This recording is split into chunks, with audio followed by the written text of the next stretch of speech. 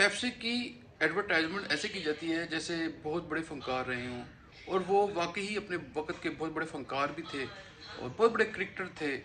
अब वो क्रिकेटर नहीं रहे, अब सिर्फ बोतल रह गई है।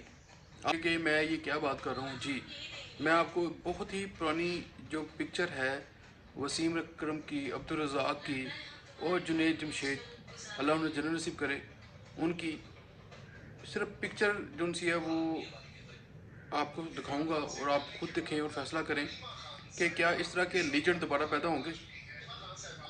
कुछ उनमें से फोत हो गए हैं, जिसमें जुनैद जमशेद का मुझे पता है, और बाकी हयात हैं, अल्लाह उनकी ज़िंदगी करे, उनकी ज़िंदगी दराज करे।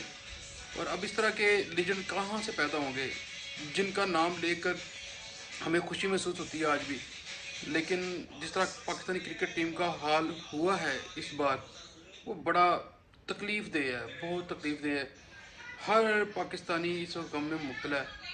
वो कहते हैं तुम जीतो या हारो सुनो, हमें तुमसे प्यार है। अब ये बात चेंज हो चुकी है, तुम जीतो या हारो हम ज़हनी तौर पे तैयार हैं। अब इस तरह के जो से डायलॉग इस्तेमाल हो रहे हैं पाकिस्तानी क्रिकेट टीम के लिए। ठीक है, हार जीत होती है, लेकिन मुकाबला करके अगर हारा जाए ना तो इतनी अजियत नहीं होती। तो जब मुकाबला ही नहीं करना और बस आना है और जाना है। और क्रिकेट के अंदर आपको पता है कि बैटिंग देखी जाती है, बॉलिंग देखी जाती है, फील्डिंग देखी जाती है, ये तीन चीज़ें ही हैं और तीनों में ही फ्लॉप है। तो इसलिए ज़्यादा अफसोसनाक बात होती है एज आ पाकिस्तानी।